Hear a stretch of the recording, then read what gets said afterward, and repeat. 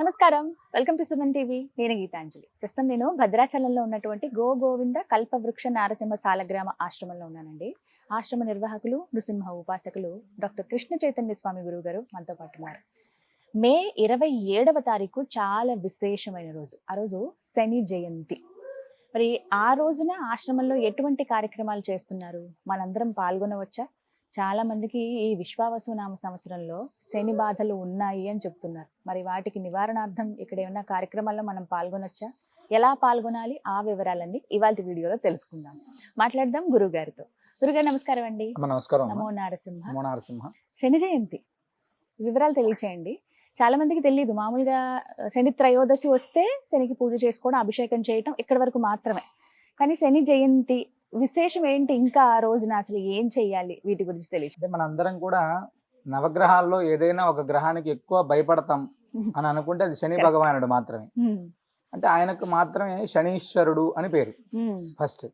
అదేవిధంగా శని భగవాన్ అంటాం. ఎందుకంటే అది భయంతో కావచ్చు, భక్తితో కావచ్చు, ఏదైనా కావచ్చు. అంటే శని ఆరాధన అనేటువంటిది, శని ఎప్పుడైతే మన జాతకంలోనో గోచారంలోనో పనిచేస్తున్నాడు అంటే ఆటోమేటిక్గా మనందరం కూడా తెలియనటువంటి ఒక ఆధ్యాత్మిక చింతనలోకి వెళ్ళిపోతాం.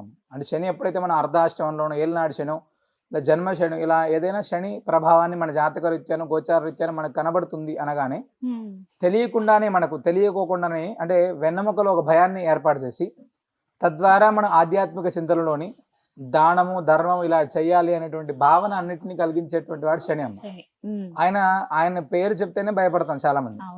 ఎందుకయ్యా అంటే జాతక రీత్యా గోచార రీత్యా అది ఆయన ఉన్నప్పుడు తెలియనటువంటి ఒక ఇబ్బందికరమైనటువంటి వాతావరణం ఏర్పడ, అది ఆర్థికపరమైనటువంటి కావచ్చు, అంటే వాహనాలకు సంబంధించినటువంటి ప్రమాదాలు కావచ్చు, మన జీవితంలో అంటే అప్పటిదాకా మనం కట్టుకున్నటువంటి ఏవైతే ఉంటాయో అంటే కళలు, సౌదాలు, అవన్నిటిని కూడా ఇబ్బంది, అంటే ఒక స్టాప్, పాస్ పెడతారు ఆయన.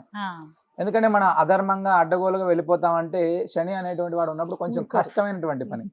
అంటే ఏదైనా బెత్తం పెట్టి కట్టి జాగ్రత్తగా కూర్చోబెట్టేటువంటి వాడు ఆయన. అలాంటి వాడిని మనం ఆరాధించుకోవడం, అంటే శని త్రయోదశి రోజు, ఇలాంటి రోజు, శనివారం రోజు విశేషంగా ఆరాధించడం ఎలా ఉంటుందో, వైశాఖ మాసంలో అమావాస్య నాడు శని జయంతిగా మనకు పెద్దలు చెప్పారు. ఆ శని జయంతి అనేటువంటి నాడు మనం చాలా విశేషంగా గోసేవ చేయడం. ఫస్ట్ గోమాతను ఎప్పుడైతే మనం ఆరాధిస్తామో నవగ్రహాల ప్రభావం తగ్గుతుంది ఒకటి. ఫస్ట్ మన దగ్గర జరిగేటువంటి కార్యక్రమాల్లో భాగంగా ఆనాడు, అంటే ఆ మంగళవారం రావడం అనేటువంటిది మన దగ్గర సాధారణంగా మంగళవారం స్వామివారికి విశేషమైనటువంటిది ఉంటుందమ్మా. ఆనాడు విశేషమైనటువంటి శనీశ్వరునికి సంబంధించినటువంటి పూర్తిగా హోమాన్ని మనం, అంటే శని భగవానికి సంబంధించినటువంటి సూక్తంతో ప్రత్యేకమైనటువంటి హోమం చేయడం. అనంతరం అంటే సాధారణంగా అమావాస్య నాడు స్వామివారికి నవకలశ స్నపన తిరుమంజనం ఉంటుంది కల్పవృక్ష నరసింహ స్వామివారికి.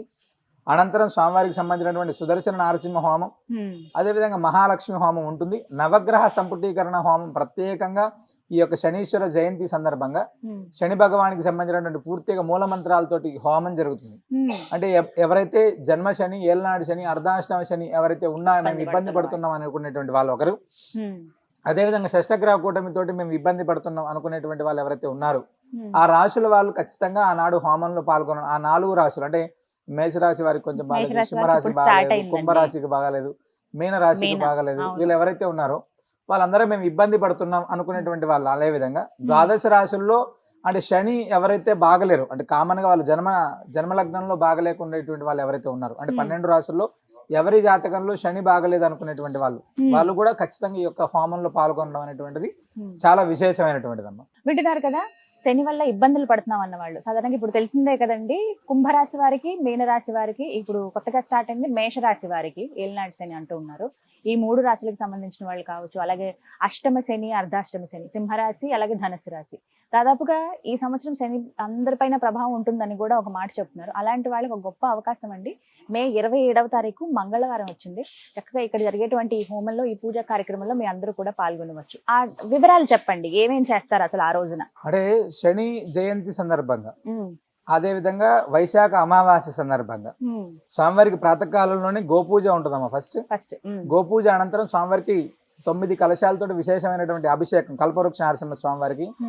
అనంతరం నవగ్రహ మండపారాధన, అదే విధంగా ప్రత్యేకంగా ఆనాడు జరిగేటువంటి సుదర్శన నారసింహ హోమం, అదే విధంగా మహాలక్ష్మి హోమం. ఈ రెండిటితో పాటుగా ఈ యొక్క శని జయంతి సందర్భంగా విశేషంగా నవగ్రహ సంపుటీకరణ హోమాన్ని ఓ. శనీశ్వరుడికి సంబంధించినటువంటి మూల మంత్రంతో ప్రత్యేకమైనటువంటి హోమాన్ని మనం నిర్వహించడం జరుగుతుంది. అనంతరం వారందరికీ కూడా హోమ జలం ఏవైతే ఉన్నాయో కలశ జలం అవుతాయో ఆ కలశ జలాన్ని ప్రోక్షణ, తీర్థ ప్రసాద వినియోగం ఇవన్నీ కూడా ఉంటాయి. ఆనాడు ప్రత్యేకంగా సుదర్శన మంత్రాత్మకంగా దృష్టి దోష నివారణ ఇలా ఇబ్బంది పడుతున్నటువంటి వాళ్ళు ఎవరైతే ఉన్నారో అమావాస్య నాడు జరిగేటువంటి హోమం అనంతరం ప్రత్యేకంగా ఆ యొక్క దృష్టి దోష నివారణ కార్యక్రమం కూడా మనం ఈ యొక్క అమావాస్య నాడు కూడా నిర్వహించడం జరుగుతుంది. ఎవరైనా ఇబ్బంది ఉన్నారు, మేము శని బాధలతోటి నవగ్రహ బాధలతోటి ఇబ్బంది పడుతున్నాం అనుకునేటువంటి వాళ్ళు ఎవరైనా కూడా స్వామివారి సన్నిధిలో నిద్ర చేయాలనుకునేటువంటి వాళ్ళు ముందు రోజు రాత్రి వచ్చి స్వామివారి సన్నిధిలో నిద్ర చేసి ఆ మరుసటి నాడు జరిగేటువంటి హోమంలో పాల్గొనడం అత్యంత విశేషం. అవకాశం ఉన్నటువంటి ప్రతి భక్తుడు కూడా ఇది సద్వినియోగం చేసుకోవాలి. అదేవిధంగా కల్పవృక్ష నరసింహ స్వామివారి సన్నిధిలో అమావాస్య అనగానే స్వామివారికి ఇక్కడ ఇచ్చేటువంటి సంతానం కోసం ప్రసాదం అమ్మ.